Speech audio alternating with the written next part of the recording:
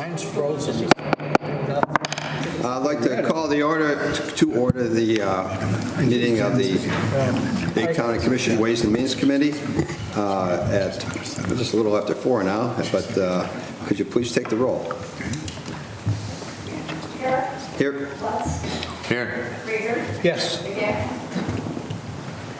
Excuse. Here. Ryan. Here. Here. Need a motion for Mr. Commissioner Pickett? Motion to excuse Commissioner Bigley. Support. All in favor? Aye. Next on the agenda will be the minutes from 2/4/20. And I'll support it. All in favor? Aye. Opposed? Motion carries. Next, public input. If anyone from the public would like to speak, now would be the time to come forward. Sir, please make sure you state your name, and we'll be good. Richard Spencer, 1427 Park Avenue, Bay City, Michigan. I ran across a little situation last Thursday, I think it was, and I urged this commission, just like I told the city commission last night, to act on this. I was headed away from the house, and the wife called me back, and she says, I think there's an animal in the backyard. So I would come back, I looked around, couldn't see nothing. Well, I had an eye appointment in Saginaw later that day, so she got a hold of me when I was gone, and it was an injured skunk. And come to find out, the lady across the street over on Fillmore called the animal control in the morning on it and hadn't seen anybody. Well, I know this guy in the sheriff department, which you probably all know, and he got back with me, and all of a sudden the animal control shows up. So that was pretty good service. The only thing is, what I'm urging to you is to make an ordinance or something. If that animal is sitting there, injured, hit by a car, and you can't put it out of its misery, you are as inhumane as anything. Because it was the most inhumane thing you could see. It's sitting there laying on its side, shaking its feet, its head, go around, drag itself for another 10 feet, circle, come back, and there it is. I mean, it was sickening.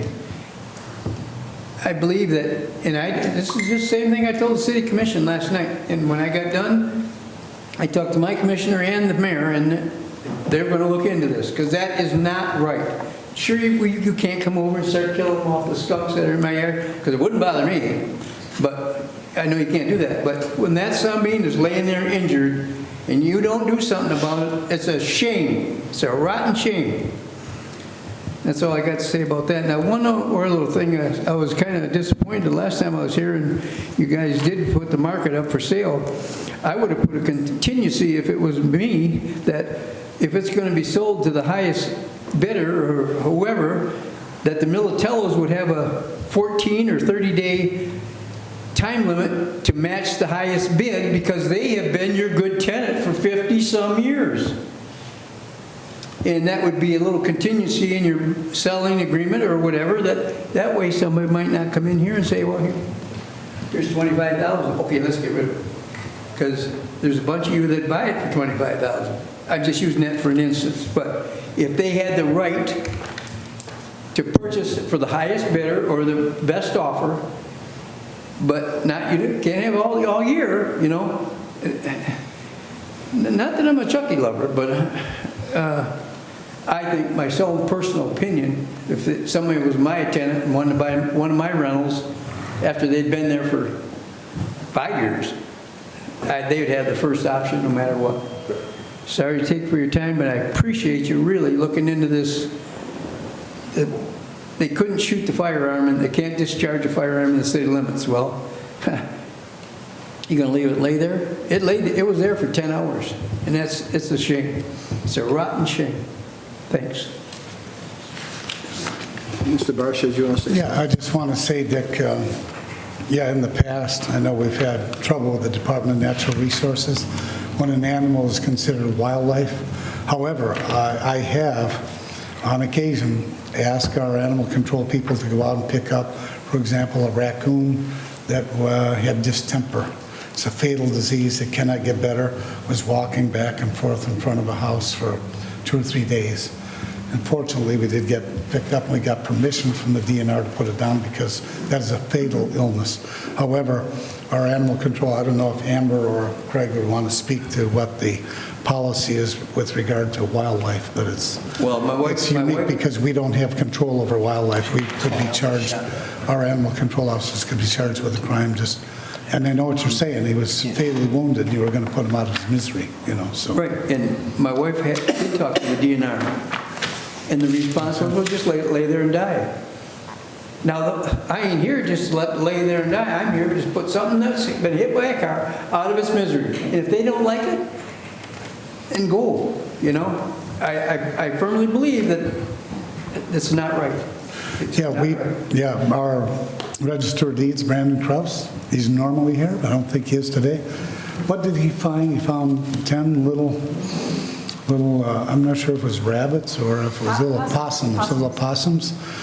And he picked them up and called the DNR and said, what should I do with them? Where should I take them? And they said, take them back and let nature take its course. So that's their view, They did not want them saved, and they want them returned to where he found them and just let them expire. But that's a problem between two agencies, and we'd need to really work with our state legislators to try to get the DNR to probably amend their policies, or perhaps someone could put in a bill regarding wildlife and maybe sharing responsibility with our professionally trained animal control officers to be able to deal with those situations. Well, I don't think it takes too much. You don't have to come out there with a 45 to put it down. All you need is a small caliber, just to put it out of its misery. And and if you don't do nothing, I hope you have to watch it someday, because it isn't a very good sight. Thank you, sir. Yeah. Anyone else from the public like to speak?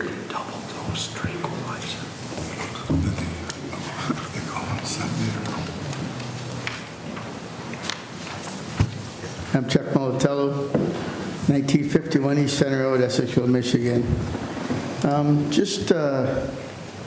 I know you got to sell the property, and it's a shame because there's so many people who enjoy it.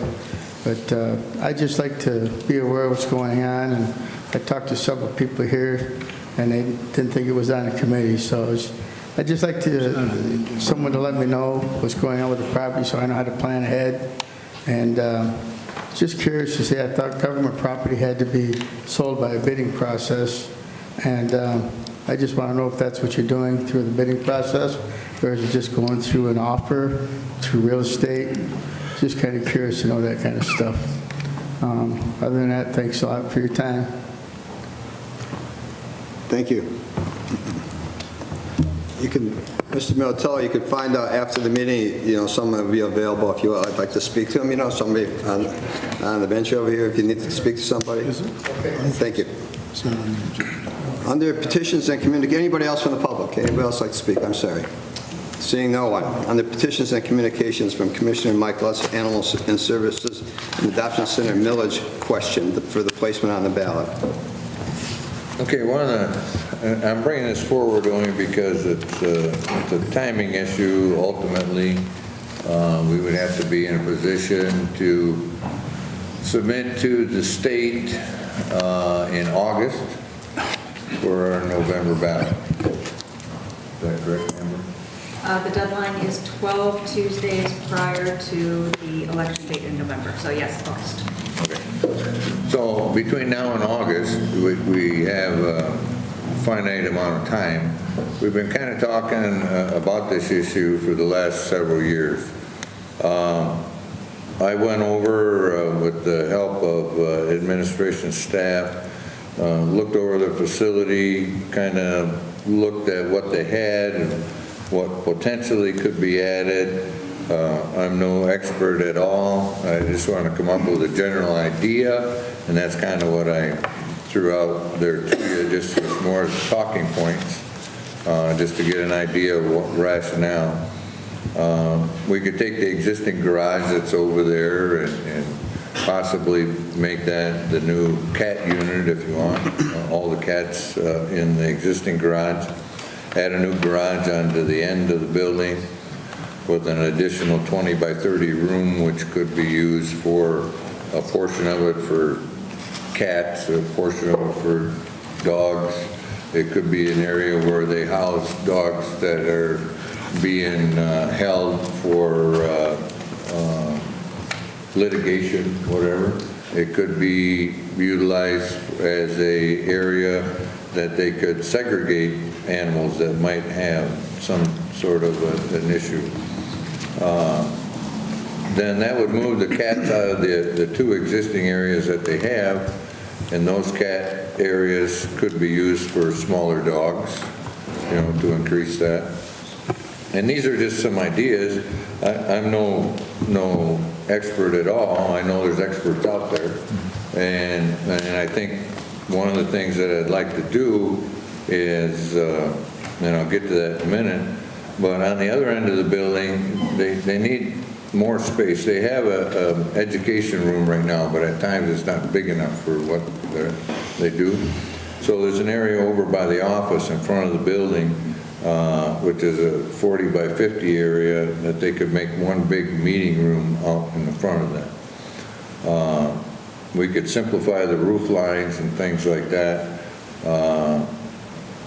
And I came up with some general costs based on square footages. You know, in the construction industry, we do a lot of things on square footage issues. So I just roughed out some numbers based on the square foot that we're adding and modifying, and just brought forth, you know, a figure that, you know, about 1.05, you know, $1,050,000 to modify the building. That includes, you know, the exterior modifications, the internal modifications, the engineering and permits, and a contingency. It works out to be about $300 a square foot, and that's just a ballpark figure. Again, I'm not a professional at this. So I'd like to, you know, bringing this forth for discussion. I'd like to bring at next week's meeting a motion to hire a consultant that would give us some more definite plans of what we could take and utilize this facility and how we need to modify it to meet the animals' needs. Commissioner Lutz, did you, I mean, I don't want to, I mean, we're kind of just a little bit out of sync here, but did you want to do something with this today, or what do you, I guess, what do we? No, I'm just bringing forth information today. You know, I wanted to, you know, get the commission to be thinking about it. I'd like to, like I said, bring forth next week at the meeting, a motion to go out and hire a consultant that's a professional that can come in and look at our facility and say, okay, these are the good things about it, these are the bad things about it. If we do this, it'll, you know. I just wanted to make sure. I just wanted to, I didn't know where we were going exactly, but I get it. And then from that point, you know, once we have that, in another month or two, we would have to move forward with that information and then, you know, direct the ballot proposal for example. Okay. Commissioner Krieger. Thank you.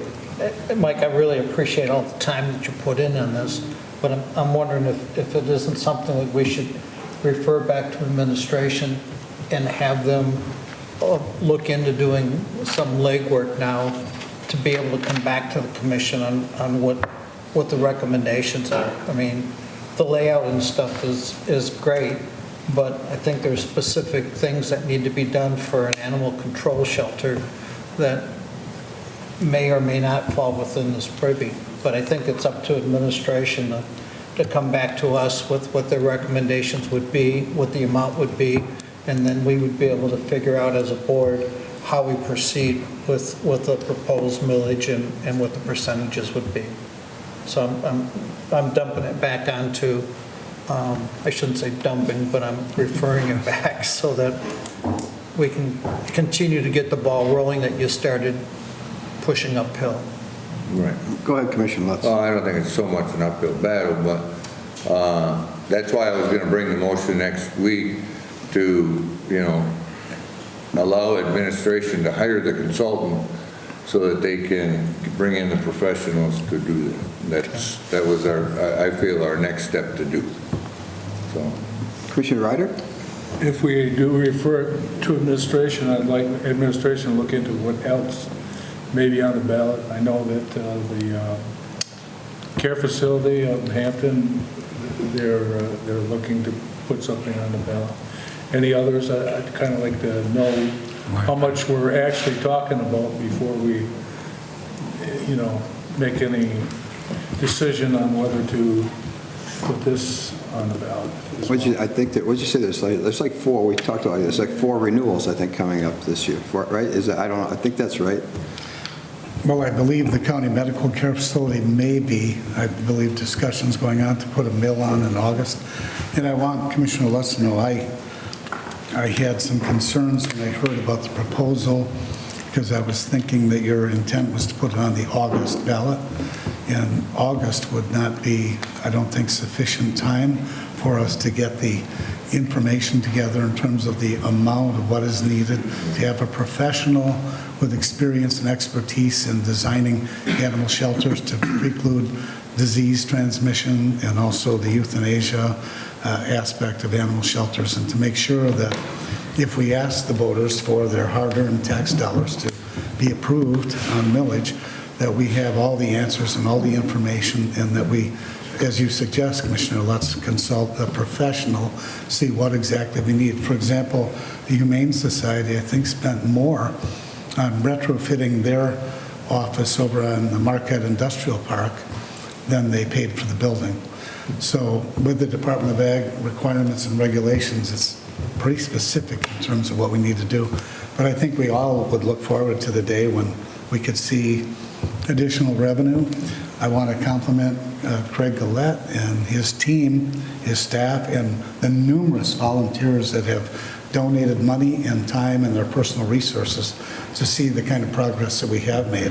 And we're still at about 97% adopt rate and lots of transfers out. We even had a hospice, one little dog that had a 6 to 12 month life expectancy, a hospice from Traverse City, came to Bay County, picked up that animal, and we'll let it live out its natural life, pain-free and stress-free from the heart condition that it has.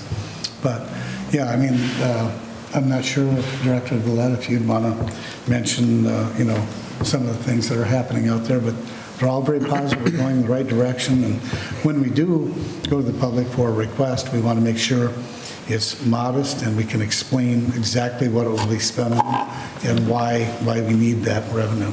Because we don't want to ask just without putting an awful lot of thought into it and having all the answers for the questions that inevitably will come up from the media as well as from the public and the taxpayers. Okay. Oh, good? Okay. You all good? So we're going to send it back and get some more information, correct? Oh, yep, okay. All right. Let's move on to the 18th Circuit Court Administrator grant application to the Bay Area Community Foundation. So moved. Support. Discussion. Seeing none, all in favor? Aye. Opposed? Motion carries. Probate Court Deputy Court Administrator, the DHHS Child Parent Legal Representation Grant Award. So moved. Support. Discussion. Commissioner Coonan. Yeah, in reading that, is anybody here from the courts, or if they're not here, maybe I can get a question? Oh, okay. Kim, does that work in conjunction with the new program for assigned counsel? You know, the program that we put in for the folks that... Talking about the MIDC project. Yeah. The MIDC dollars can only be spent on criminal cases. Yeah. This is probate juvenile, and so these are dollars. This is a grant to help fund attorneys. Similar situation where they're appointed for people who are in need, but these dollars can go towards education, mileage, attorney fees, and different things. Yes. Is it a new grant? Similar program, yes, it's a new grant. Okay, thank you, sir. Anyone else? Thanks, Kim. All in favor? Aye. Opposed? Motion carries. Bay County Sheriff's Office, Charitable Fund Setup 501c3, Friends of Bay County Sheriff's Office. Support. Discussion. Seeing none, all in favor? Aye. Opposed? Motion carries. From the Drain Commissioner, the Hoppler Creek Drain. Motion to refer to Finance, Auditor, and Mr. Redmond.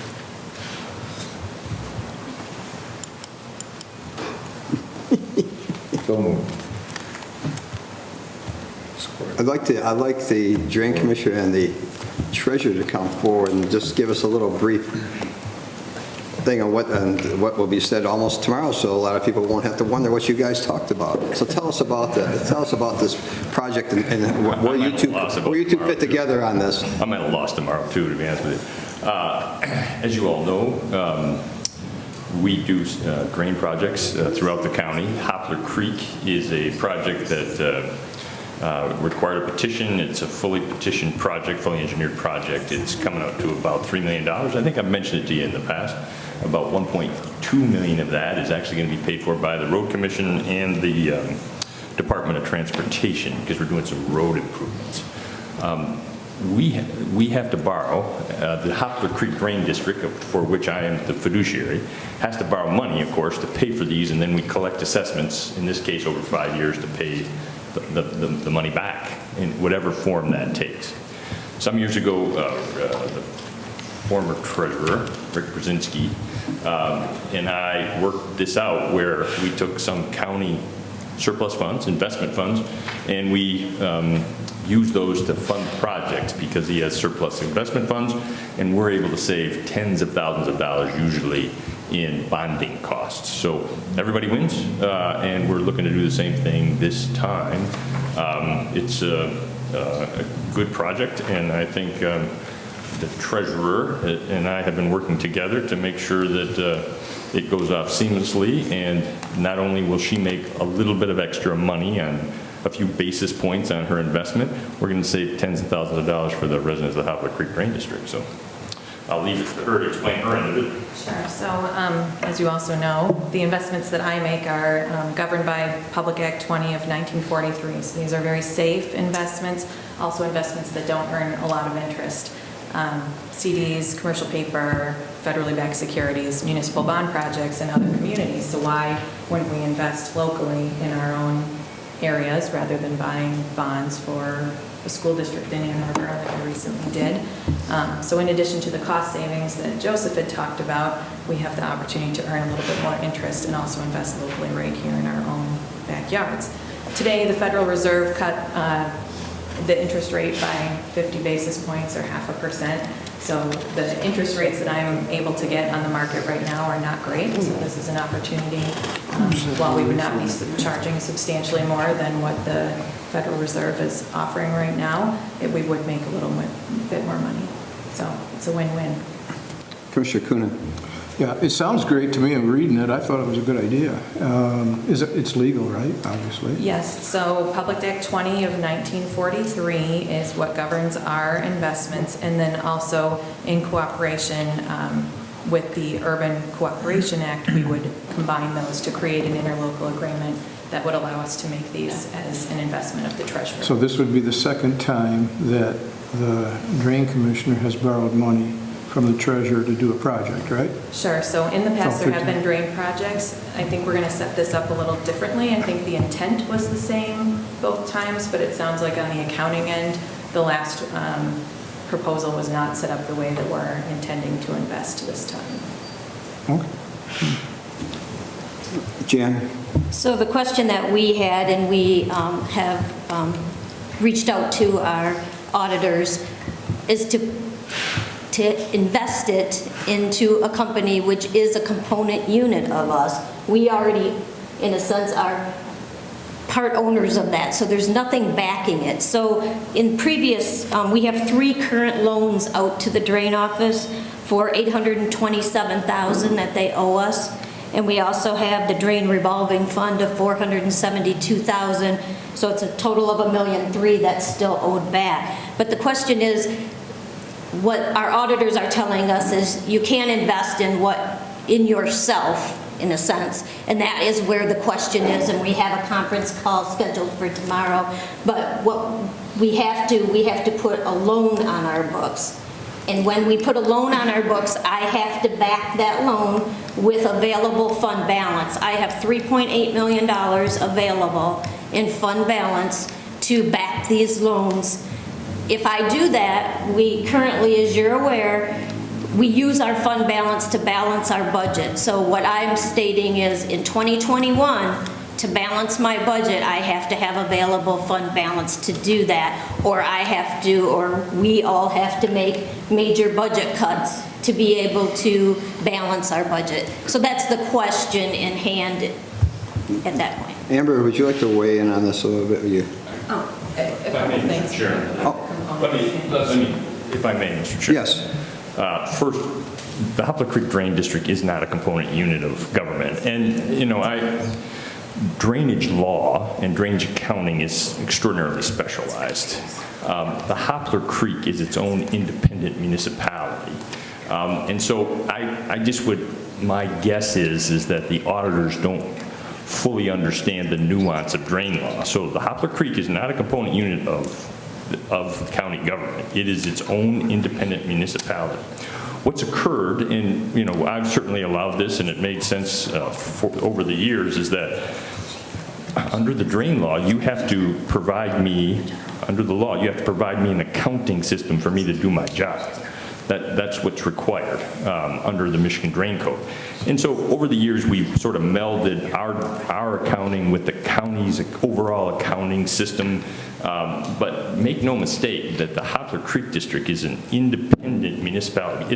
It's not like making a loan to the senior center. It's like making a loan to the city of Canine. It's a very different thing. But the law allows us to work with the county to make that happen as seamlessly as possible under Section 434 of the Drain Code. So I just don't think that the accountants understand this. This question did come up with Treasurer Brzezinski years ago, but he had enough money in the fund balance that he just didn't want to go through the motions of trying to establish it. But based on my conversations with a number of drain attorneys and understanding the statute, obviously I was I've amended a number of laws myself. Sometimes the auditors may not understand that. Amber, do you want to say something? I think that we have a little bit of an issue with semantics that perhaps can be cleared up with the auditor, because the finance department is saying I have to back up a loan. Clearly, the treasurer invests more than $100 million of money that the county can't back because we don't have that in our general fund. The intent was not that this money was going to be loaned from the general fund. The intent was that this money was going to be the same type of investment that the treasurer makes on a daily basis without board approval. The only reason that the board would need to be involved in this particular process is because if in fact we are going to enter into an intergovernmental agreement in order to satisfy the auditor's concerns, the county is the municipality that has to enter into the intergovernmental agreement rather than the treasurer as an independent representative of the county. So I think that we have a little bit of a semantics issue here. I think that it can probably be cleared up after our meeting tomorrow. But in reality, this is an investment.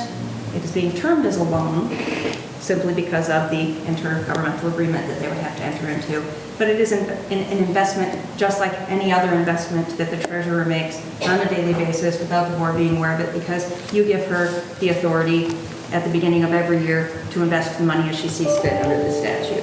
So I'm hopeful that tomorrow at this meeting we can simply clear up the discrepancy and the labels that we're placing on these things and move forward. But we have done this before. We made a determination it was lawful. We asked the advice of the drain attorneys on behalf of the drain commissioner. We asked for the advice of the county's bond counsel, and county's bond counsel weighed in and said, yes, in fact, this is an inventive way to make an investment, but it is a win-win for all of the parties that are involved. Commissioner Lutz, you're up.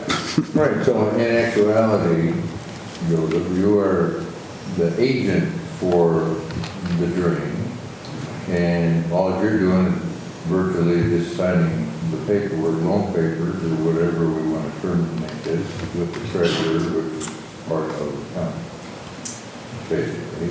And those two are, you are the drain commissioner of the county, but acting as an agent of the drain commission is not part of the county. The drain district, correct.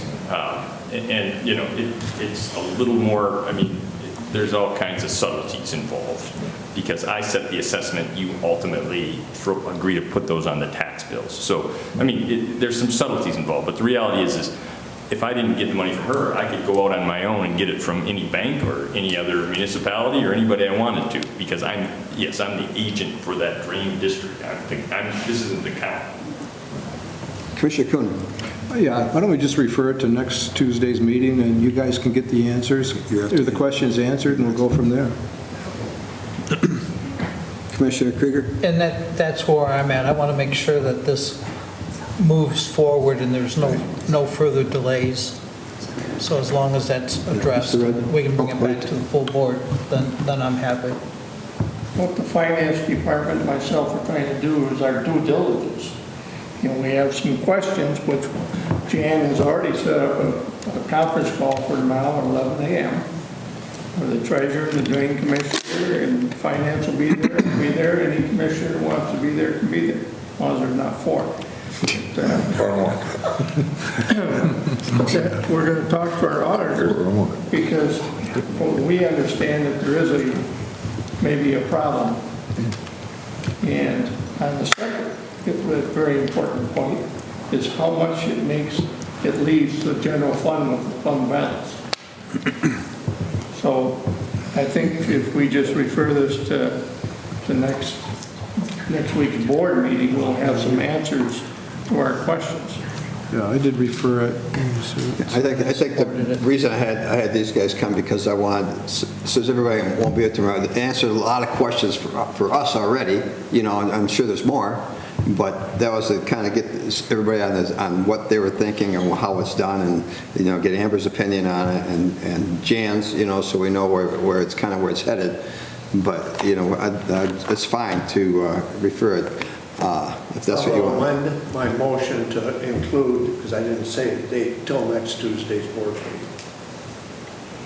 Okay.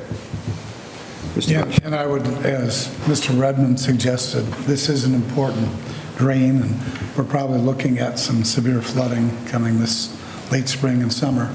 So hopefully the treasurer and drain commissioner will be, hopefully we'll all be on the same page when the conference call is done.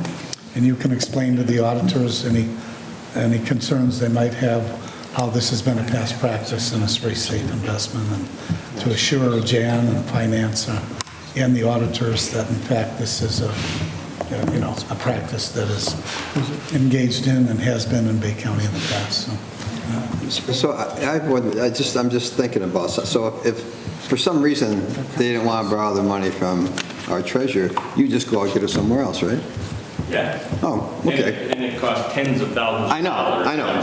Makes no sense. But some things don't always make sense. I mean, this is some sort of auditing accounting issue. It's not relevant to we're not talking about general fund dollars. This is an investment. So somehow the confusion seems to, the auditors have thrown some sort of confusion into a very simple process. Well, and that's what we're trying to take. Yeah, hopefully they'll get it squared away tomorrow.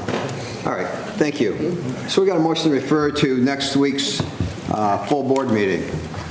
All in favor? Aye. Opposed? Motion carries. Next on the agenda, the vacancy in the Public Defender's Office and the Sheriff's Office Road Patrol Deputy together. So moved. Support? Discussion. Seeing none, all in favor? Aye. Opposed? Motion carries. The Delta College Fitness and Recreation Center Agreement. So moved. Support. Discussion. Seeing none, all in favor? Aye. Opposed? Motion carries. Next from Directive of Administrative Services, Canine Trainer. Motion to refer back to administration for more information. Support. Discussion. Seeing none, all in favor? Aye. Opposed? Motion carries. Establishment of Friend of the Bay County Animal Services as a 501c3. So moved. Point of order, Mr. Chair. Pardon me? This is a motion to receive as opposed to a motion to approve. Okay. Oh, that's right. Yeah, I remember saying that. I'm sorry. The same would go to agenda item D, which is the sheriff's. Yes. So we need to, well, let's go back and say that we're going to go back to the Bay County Sheriff Charitable Fund set up. We need a motion to receive that. Support. All in favor? Aye. Opposed? Motion carries. Then we need the establishment of the Bay County, of a Friend of Bay County Animal Services. Motion to receive. Support. All in favor? Aye. Opposed? Motion carries. From the Veterans Affairs Department, artwork donation. So moved. Support. Discussion. Seeing none, all in favor? Aye. Opposed? Motion carries. The payables. The analysis of general fund equity 2020. Motion to receive? So moved. Support. Oh, I'm sorry. Yep. All in favor? Aye. And we have a motion for payables? So moved. Support. Discussion. Seeing none, all in favor? Aye. Mr. Opposed? Chair? Motion carries. Update Executive Directive 2007-11. Motion to receive? What I now? just had one note on the payables. The last payable on February 26th, it was at $814,000. We had one payment that the state of Michigan overpaid us by $503,000 in one payment on our transportation grant. They had a little typo there. So we were repaying that money back to the state, so it just looks a little high for what it is, but it was. It's a minor repaid. detail. Yeah, little, they didn't catch it, but we did, but, so we are returning it. Okay, we good. Did we vote on that last time?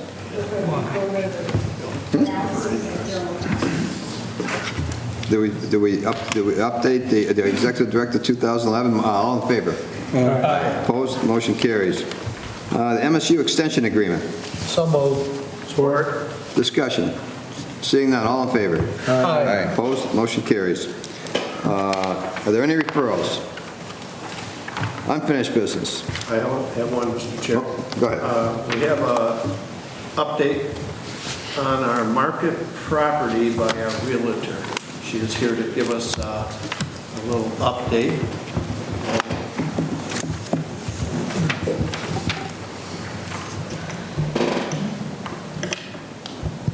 Hello. Hi, what's your name, ma'am? Shelley Najvetsky, Air Reinhardt Bay Realtors, the Thank you. listing agent for the market. I have copies of the revised purchase agreement for everyone. Shall I just? Perfect. Thank you.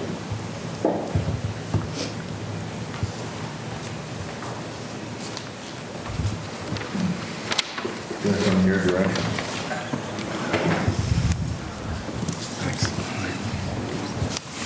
I apologize. When I arrived here, I realized that I did not include a copy of the net proceeds sheet in that. I will email that to Amber in the morning, so you can see the breakdown of Oh, you got it, actually. net proceeds. You need another one?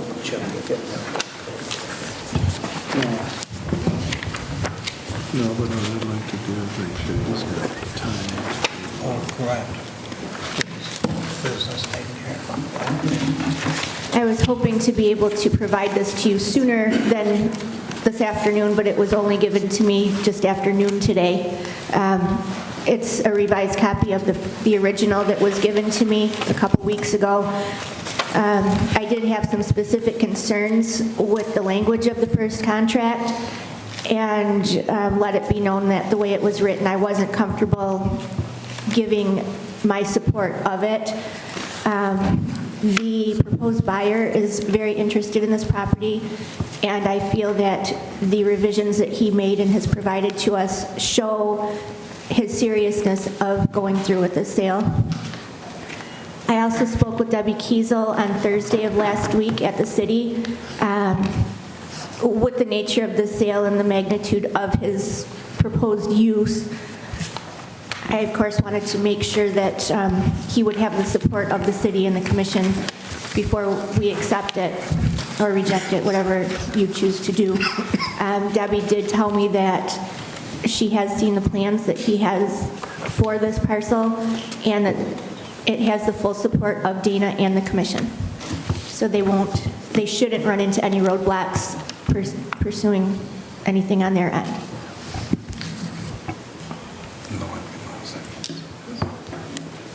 The main changes that they made were they cut the feasibility study down from the original 90 days to 75, which is more in line with the feasibility studies for commercial transactions.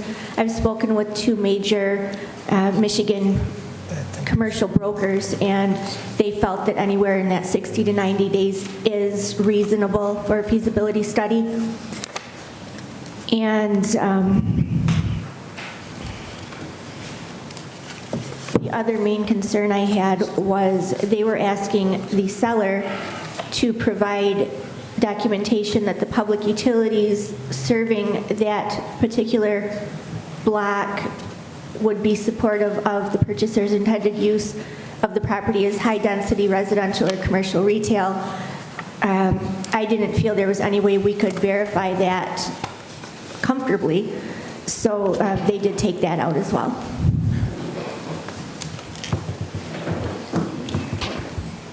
Commissioner Coonan. Okay, I'm not quite sure what type of project, or if there's any project expected to go in there, or if it's just something we're purchasing and waiting for a future date. But at some point, I'd like to protect the existing renter, leaser, that if somebody, we sell this piece of property and nobody's doing anything with it, that they would be allowed to conduct their business at a fee, instead of paying the county rent, paying the new owner rent, until they come up with a project to, if they're going to tear it down, build something. But it says in here, what, 30 days? We're going to give the gentleman 30 days to when this agreement is completed. And it'd be fine if day one they started to work on whatever they're going to do with that property. But if that property is just going to sit there, then that renter, that existing leaser renter, should be able to stay there until they come up with some sort of a project. And the whole purpose is if it just sits there for a year or two or three, everybody loses. So I'd like to put that in. If you don't like what's in the existing contract, we should have something in there to protect the existing renter, leaser. I did have that conversation with the buyer's agent, and this was just in conversation, but we could certainly address that in a counteroffer situation, that the proposed buyer would not be starting his project for probably at least a year, and that he would be interested in keeping the current tenant in place. Well, could we put that in the contract? Absolutely. Mr. Barsha. Have there been any other parties interested besides the city? A lot of concern about another Baytown, non-tax-paying entity that has relatively high crime rate associated with it. And we've had a lot of citizens express concern about, what should the city bid be accepted, what the future of that site is. Debbie Keys will tell you what their intention was, the Housing Commission. Yes, the Bay City Housing Commission would be proposing a low to moderate income-based rent sliding scale project for the citizens of Bay County, Bay City. As far as what they would be charging and things like that, I do not know. Okay, thanks. Now, is that the only interest in this? Oh, I'm sorry. As of right now, yes, this is the only serious interest. I have had inquiries by one gentleman who was representing a local entity asking about the structure itself, the canopy structure, and we did provide the engineering report and a detailed list of improvements that had been made.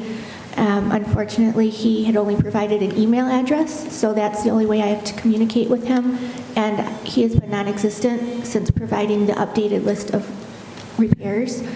I did have one other somewhat interested party who called me on one of my other listings. This was a marijuana broker from the west side of the state, and he was the broker who had the buyer for the Simmons Jeweler building at 208 Center that I just sold. They were looking for a grow facility. With the zoning of this particular parcel, they would not be able to do that. And if they were to write it up it would be contingent on them obtaining a variance for the zoning. I feel that that could potentially take longer than the 75-day feasibility study that Bay City Housing Commission is proposing to us, which would be another controversial purchaser. But that's it at this time. Thank you. You're welcome. You know, the Corporation Council, we got this just like we did, and, you know, I would like to see this go back to her, and with the amendment or addition to it, as Commissioner Coonan says, to allow the current tenant to stay there until they actually develop the property. I agree. Just ma'am. one bit of input with regards to the tenant being able to stay on the property. Generally, in the general course, and I believe what this particular purchase agreement states is that we're going to assign the current lease that we have with the tenant to the purchaser. And that we have to notify the tenant that in fact we intend to sell it. We have to give them certain notification provisions. And at that point in time, the purchaser of the property could continue on with the lease of the tenant. If in fact what the board is requesting is that we require the new purchaser to keep the tenant on until he begins developing the property, it may be somewhat problematic due to the fact that that contract is going to be between the tenant and the new owner. Right now, the contract that we have with the tenant is a 30-day, month-to-month lease, so it's not a lease for a longer period of time, so he would be getting a lease with more protection than what he has now. However, that new lease is going to have certain payment requirements, and the new owners should be entitled to begin eviction proceedings if the tenant isn't living up to their end of the deal and paying rent on a timely basis. So in terms of just saying you're required to lease to this person for a period of time until you start developing, I don't think would be legally enforceable.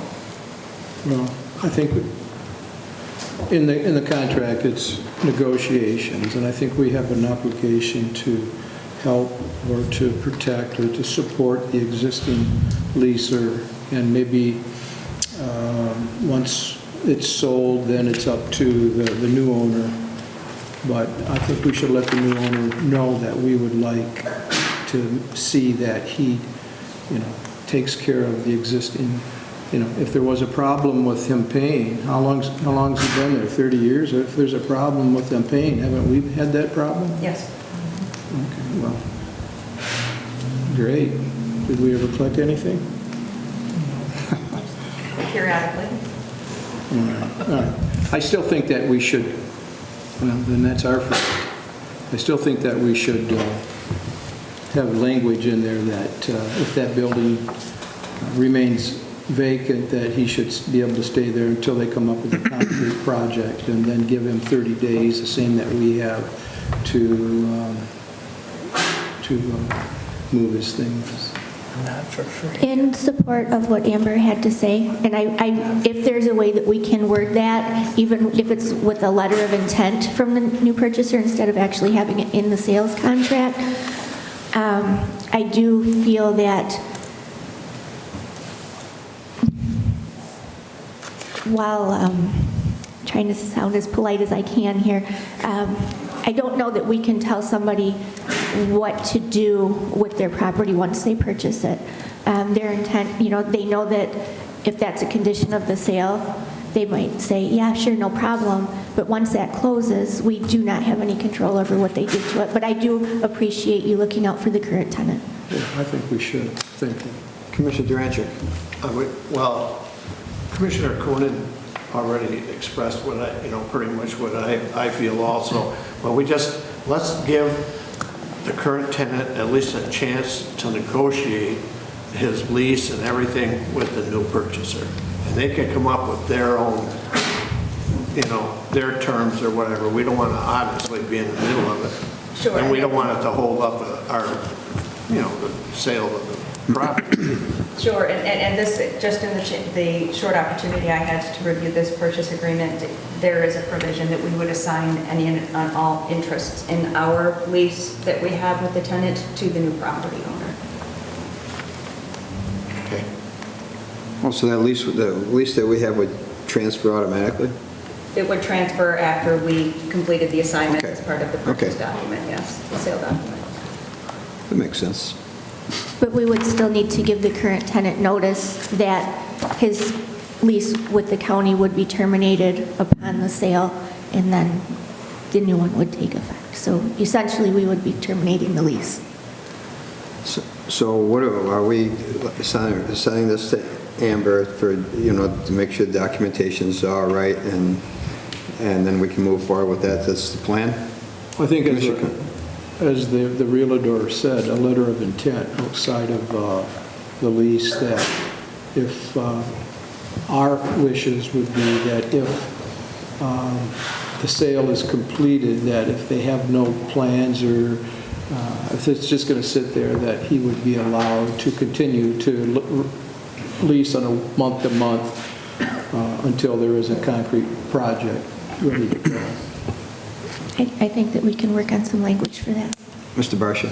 I agree with Commissioner Kuhn and Durancheck. I think it wouldn't appear great to the public if it's sold and it sits there idle for 1 or 2 or 3 years before the city decides to move on that project and assembles the financing to bring about this low-income housing project. So Low to I know moderate. there's been a lot of public concern about another affordable housing, high-rise or whatever it's going to be. Not sure what the city's planning, but when the folks were here opposing the sale, they weighed in pretty heavily on what they felt, they were comfortable with. So hopefully we'll listen to that. But rather than having the property sit vacant, hopefully the city would realize if they are the ultimate purchaser.